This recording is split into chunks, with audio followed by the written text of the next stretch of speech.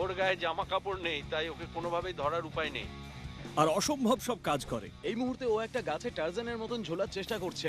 এই American anti hero যখন ঘোরাঘুরি করে তখন অদ্ভুত সব অভ্যেসের কোনো খামতি থাকে না, এখনো কি কেউ আছো? কিন্তু যখন মাত্রা ছাড়িয়ে যায় আমার নাচের স্যারের মতো কথা বলছো যে। তখন আইনের সাহায্য নিতে হয়। হাত বের করো, মাটিতে বসো এক্ষুনি। তখন ভাঙচুর হওয়া ধ্বংসাবশেষও পরিষ্কার করতে হয়।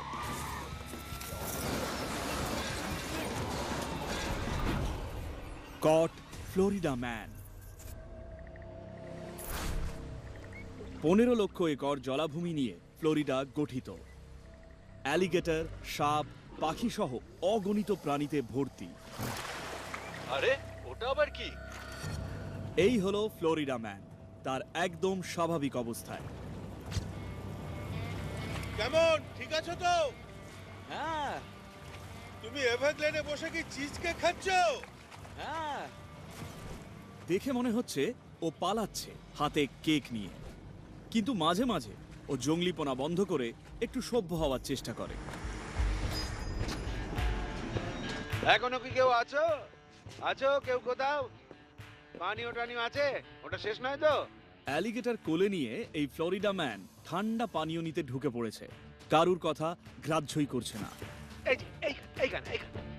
তার কোলের সঙ্গীকে নিয়ে সে একবার দোকানের ওপরে, কখনো নিচে এবং বাকি ক্রেতাদের তাড়া করেছিল। সঙ্গীর চোয়ালটা বন্ধ ছিল এই যা রক্ষে।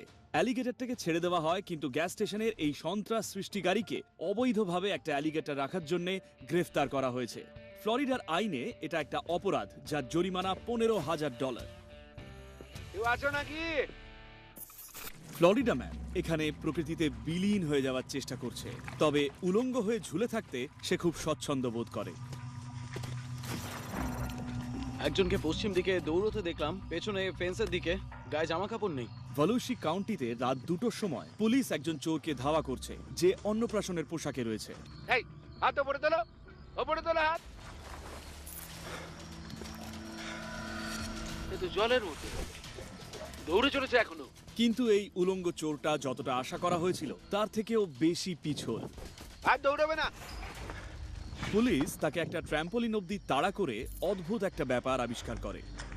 ওর গা খুব স্লিপারি, ভীষণ পিচ্ছিল। তাকে যাতে সহজে ধরা না যায় সেই জন্য লোকটা পেপারমেন্ট অয়েল থেকে তৈরি একটা DIY লুব্রিকেন্ট মেখে রেখেছে গন্ধটা কেমন টুথপেস্টের মতো, মাথা থেকে পায়ের পাতা পর্যন্ত। পেস্টের গন্ধ। হ্যাঁ, সারা গায়ে লাগিয়েছে রে। বোঝা গেল এই ফ্লোরিডা ম্যান নেশাগ্রস্ত হয়ে পড়েছিল। সারা গায়ে পেপারমেন্ট গন্ধের পিছল কিছু একটা মেখে লোকজনের বাড়িতে মাতলামো করতে ঢুকছিল। এখন ধরা পড়েছে। সারা গায়ে অদ্ভুত জিনিসটা লাগানো। ফ্লোরিডা ম্যানের পিছলে পালানোর একটা অদ্ভুত ক্ষমতা আছে, কিন্তু পুলিশ তাকে আয়ত্তে রাখার জন্য কঠোর পরিশ্রম করছে। তুমি বেপরোয়াভাবে গাড়ি চালাচ্ছ, নিজের লেন মেনটেন করছো না। চাবিটা আমাকে দাও। না চাবিটা আমাকে দাও। না, তোমাকে বেপরোয়া গাড়ি চালানোর জন্য অ্যারেস্ট করলাম। এই শহরের ভেতরের সমস্ত রাস্তায় পুলিশ প্রতি বছর 40,000-এরও বেশি কেস ফাইল করে, যেটা DUI সিটেশন। এইরকমই একটা চেক পয়েন্ট অতিক্রম করতে করতে ফ্লোরিডা ম্যানের সৃজনশীলতার চাগার দিয়ে উঠেছে। একজন প্রতিবেশীর বাড়িতে খানিকক্ষণ কাটানোর পর এই ভবঘুরে নিজের বাড়ি ফেরার চেষ্টা করছিল। তুমি বাড়ি যাচ্ছ? হ্যাঁ তুমি যে রাস্তায় রয়েছো সেটা জানো তো? আমি মদ খাচ্ছিলাম। বুঝেছি, সত্যি বললে তো বলছি একবার। আপনাকে। বেশ, অন্তত তিনি সৎ। কিন্তু তাই বলে ঘাস কাটার গাড়ি নিয়ে রাস্তায় বেরোনোটা বৈধ নয়। মার্কিন যুক্তরাষ্ট্রে মাতাল অবস্থায় ঘাস কাটার গাড়ি চালানোর অপরাধ গাড়ি কিংবা ট্রাক চালানোর মতোই। ভেবে দেখো, তুমি কি আরেকবার এই এক্সারসাইজ গুলো করবে? না স্যার, করবে না? আমাকে জেলে ভরে দিন। এই লোকটা 30 দিন জেলে ছিল এবং তার ঘাস কাটার গাড়িটাও আটকানো হয়েছিল। এই ধরনের সমস্ত অপরাধী এর আগে এতটা সহযোগী হয়নি, এবং যখন ফ্লোরিডা ম্যান এই ধরনের একটা টেস্টকে চ্যালেঞ্জ করে, সেটা তখন একটা মাতালের প্রতিভা প্রদর্শনের শো হয়ে যায়। আমি একটা ব্ল্যাক ফ্লিপ করতেই পারি।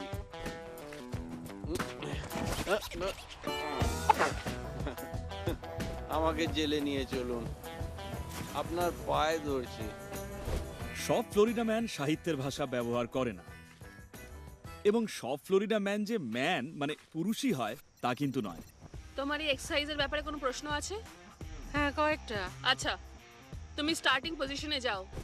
এই মহিলা পিনেলাস কাউন্টিতে একজন পর্যটককে ধাক্কা মারে। পুলিশের সন্দেহ হয় সে মাতাল হয়ে গাড়ি চালাচ্ছিল।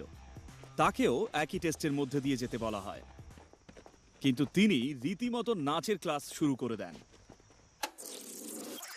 যখন ফিল্ড সবরাইটি টেস্ট করতে দেওয়া হয় তখন অফিসারের যথেষ্ট সন্দেহ থাকে যে আপনি সম্পূর্ণ সুস্থ নন। তাই মানুষ ফিল্ড সবরাইটি টেস্টে তাদের স্বাধীনতা হারানোর বিপদ থেকে বেরিয়ে আসার জন্য সম্ভাব্য সবকিছু ব্যবহার করে থাকে। বাঁ পাটাকে লাইনে রাখুন দেখি। হাঁটার পরীক্ষায়, যা ওয়াক অ্যান্ড টার্ন নামেও পরিচিত, যেখানে কেউ অসুস্থ অবস্থায় গাড়ি চালাচ্ছিল কিনা তা দেখার জন্য অফিসাররা 8টি ক্লুয়ের খোঁজ করেন। তার মধ্যে একটা হলো পায়ের আঙুল দিয়ে গোড়ালি স্পর্শ না করা। ওটা আপনার ডান পা। বলার আগেই হাঁটা শুরু করে দিয়েছেন। আমি এখনো হাঁটা শুরু করতে বলিনি। লাইনের শুরুর দিকে যান প্লিজ। আপনি একটু মনোযোগ দিন, ফোকাস করুন, ঠিক আছে? ব্যালেরিনা দেখেছেন? হাত দুটো ছড়িয়ে নিজেকে ব্যালেন্স করার চেষ্টা। তাহলে আপনার বাঁ পা লাইনে আছে, আপনার ডান পা তার সামনে আছে, তাই আপনার ডান গোড়ালি আপনার বাঁ পায়ের আঙুল স্পর্শ করছে। আপনার হাত দুটো পাশে নামানো রয়েছে। আমি আপনাকে শুরু করতে না বলা পর্যন্ত আপনি হাঁটা শুরু করবেন না। ও মা, আপনি আমার ব্যালে টিচারের মতো কথা বলছেন।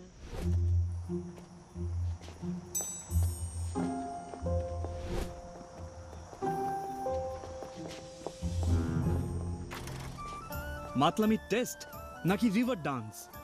ব্যাপারটা ঘটছে শুধু পার্কিং লটে, আর উনি মাতাল। দেখে মনে হচ্ছে কোনো ডান্সিং টিভি শোয়ের অডিশন চলছে। পার্থক্য শুধু এই যে পুলিশ দর্শক হিসেবে বেশ কড়া বলে অডিশনে সিলেক্টেড হয়নি। পালানোর চেষ্টা করবেন না। পরের বারের জন্য দিদিকে অল দ্য বেস্ট। কিন্তু ফ্লোরিডা ম্যানের ভাগ্য পরীক্ষা করার জন্য আগে তাকে ধরতে হবে, আর ছোঁয়াছুঁই খেলা ছাড়া তার আর কিছুই পছন্দ নয়। ট্রাফিক স্টপ ফ্লোরিডা, আমরা 12 এর কাছে।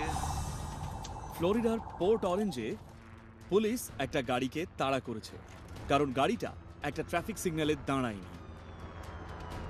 ওরা মালিকের দিকে যাচ্ছে। আর পুলিশ সব দিক থেকে একসাথে আসছে তাকে থামানোর জন্য। তোমাদের রাস্তায় আসছে। ফায়ার স্টেশনটা জাস্ট পেরিয়েছে। এরা পুলিশ দেখে থামছে না কারণ এরা ভয় পেয়েছে। এরা ভয় পাচ্ছে এটা ভেবে যে এদের জন্য হয়তো ওয়ারেন্ট আছে। হয়তো এরা জানে যে একবার ধরা পড়লে দীর্ঘ সময়ের জন্য জেলে যেতে হবে, অথবা নাও জানতে পারে। আসল ব্যাপারটা হলো এই যে আমরা যা জানি না তাকে ভয় পাই। সেই জন্যই হয়তো ওরা ভাবছে যে করে হোক আমরা দৌড়ে পালাই, বা গাড়ি করে পালাই, অথবা আমার পাটাকে কাজে লাগিয়ে এসব থেকে দূরে পালাই। সাউথ বাউন্ড অন, দাঁড়িয়ে থাকো। আরও একটা ব্যাপার হতে পারে, আপনার হয়তো পুলিশ অফিসারদের সাথে অতীতে কথাবার্তার সময় খারাপ অভিজ্ঞতা হয়েছিল, এবং পুলিশ অফিসাররা কেমন ব্যবহার করেন আপনার সাথে সেটা ভেবে আপনি ভয় পাচ্ছেন। তাই সেসব কথা মাথায় চলে আসে। অতএব দৌড়ে পালানো কি ভুল? হ্যাঁ, পুলিশের কাছ থেকে পালানো কিন্তু ভুল। তবে আমি মনে করি ব্যাপারটা হলো এখানে পুলিশ অফিসারদের সম্বন্ধে মানুষের এমন কিছু ধারণা রয়েছে যা তাদের পুলিশকে ভয় পেতে বাধ্য করে। 20 মিনিট ধরে তাড়া করার পরে ড্রাইভার একটা রেসিডেন্সিয়াল এরিয়াতে ঢুকে পড়ে। ও নেমে পড়েছে, বাড়িটার পেছন দিকে যাচ্ছে।